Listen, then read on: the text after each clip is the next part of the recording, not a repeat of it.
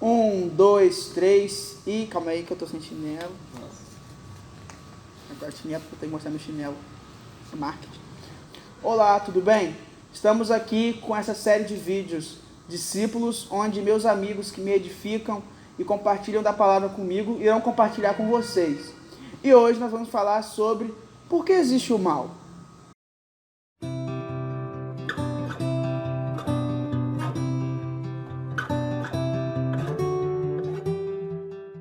Então, pessoal, esse é o Sávio. Obrigado por estar aqui, Sávio. E o Sávio está toda semana comigo no discipulado, no pequeno grupo multiplicador, na reunião de jovens, a gente está sempre convivendo. E o Sávio escolheu esse tema. E antes de desejar que fique livre, à vontade para falar mesmo, já vou deixar uma pergunta. Como você conceituaria de forma bem simples o mal? Primeiramente, queria agradecer o convite, é um prazer estar aqui no canal. Eu acho que o mal seria a oposição de toda a ação de Jesus Cristo, tudo que ele realizou na Terra, e também a oposição também do que Deus quer para os seus filhos, que ele deseja. Eu acho interessante pensar na oposição que o homem faz a Deus, porque quando Deus criou o homem lá no Gênesis, lá no jardim, e o homem ele escolheu desobedecer e comer do fruto do conhecimento do bem e do mal, ele é o primeiro ato que o homem se desvincula do que Deus tinha preparado.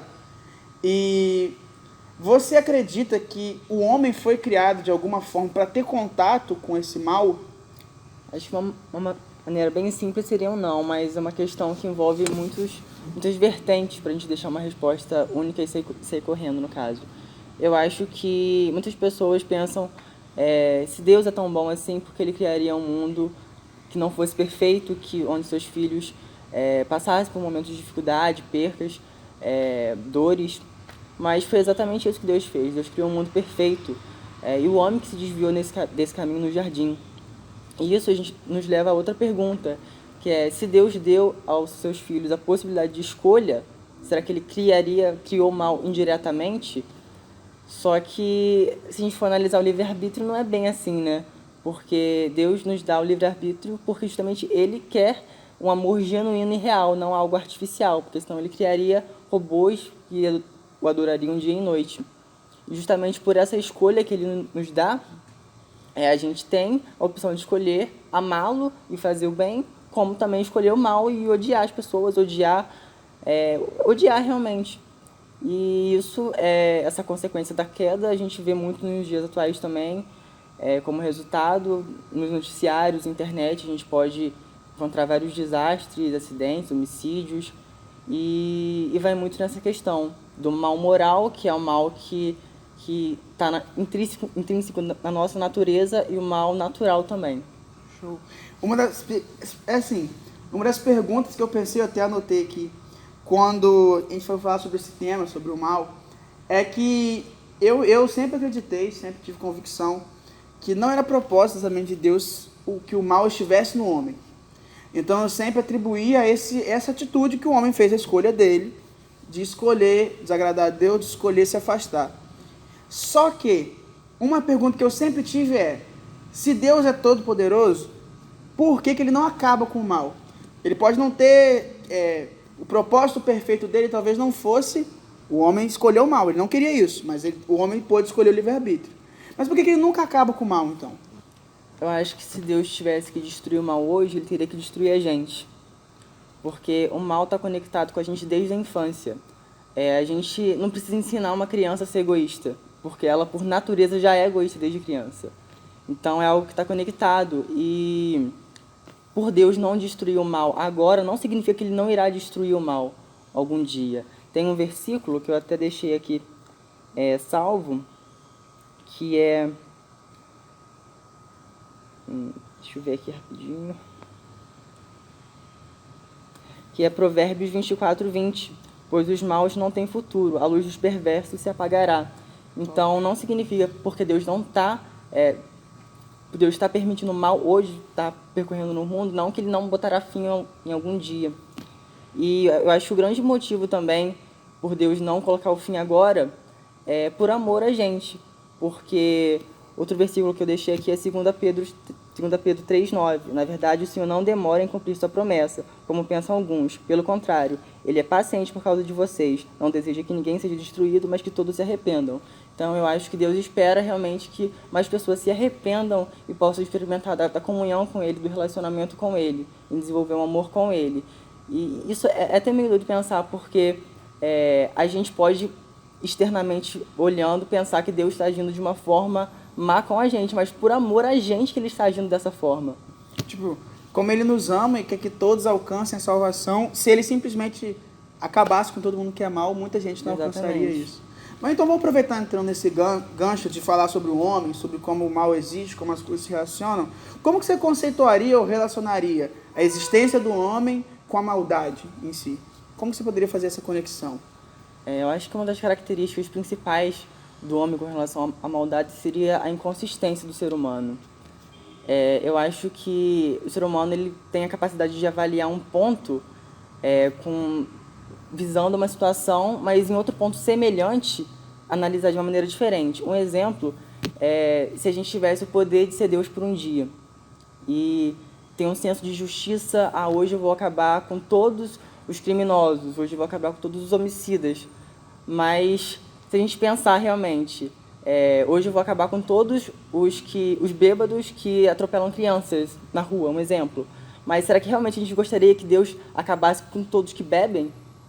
Porque talvez eu tenha algum familiar da minha família que beba e eu não queria que ele fosse morto. Uma vez eu vi era tipo um documentário sobre um rapaz que constrói uma máquina do tempo. E aí ele fazia, né, era um filme que ele documentava isso tudo e ele vai voltando no tempo, ele vai consertando os erros que ele teve, aí ele volta. Só que cada erro que ele conserta, ele gera outro erro.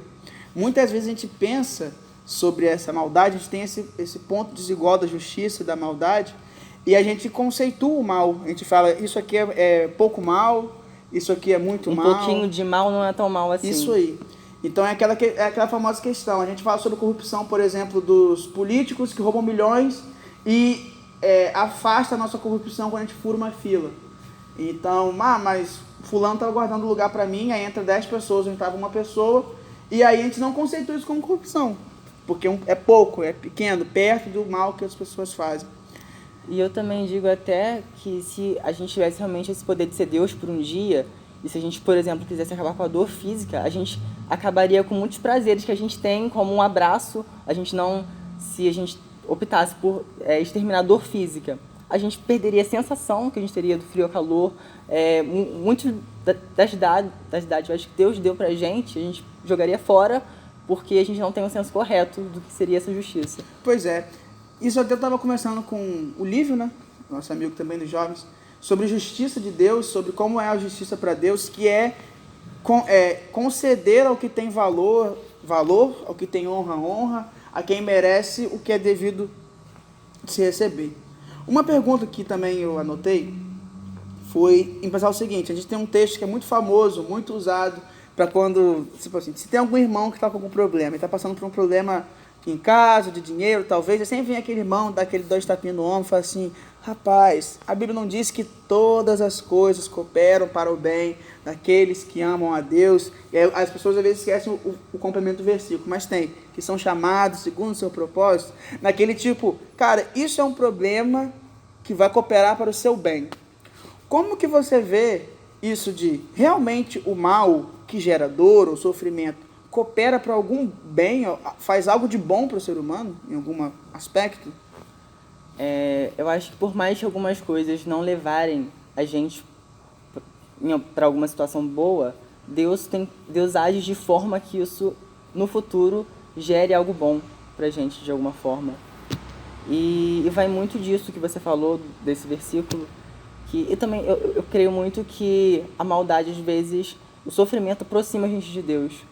Eu fico pensando que se a gente tivesse uma vida perfeita, em ascendência completa, sem nenhuma dificuldade, será que a gente realmente estaria na igreja hoje? Estaria em discipulado, estaria em PGM, estaria se dedicando à obra? Porque, teoricamente, humanamente, a gente teria tudo. Não precisaria de um Deus. E eu penso muito nisso. Eu acho que Deus tem um propósito em todas as coisas. E é muito da gente saber que, apesar da gente estar passando o que está passando hoje em dia, Deus vai agir de alguma forma para aquilo ser no futuro.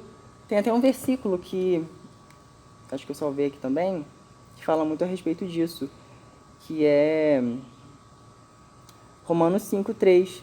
Também nos alegremos ao enfrentar dificuldades e provações, pois sabemos que contribuem para o desenvolvimento da perseverança, e a perseverança produz caráter aprovado, e o caráter aprovado fortalece nossa esperança. E essa esperança não nos decepcionará, pois sabemos quanto Deus nos ama, uma vez que Ele nos deu o Espírito. Então, eu acho que tudo contribui, de certa forma. Tudo é um passo a passo que, às vezes, a gente não entende, né? E também vai muito da questão da inconsistência do homem, porque a gente vai muito de atribuir ao mal a Deus, alguma coisa a Deus. Mas as coisas boas a gente não atribui.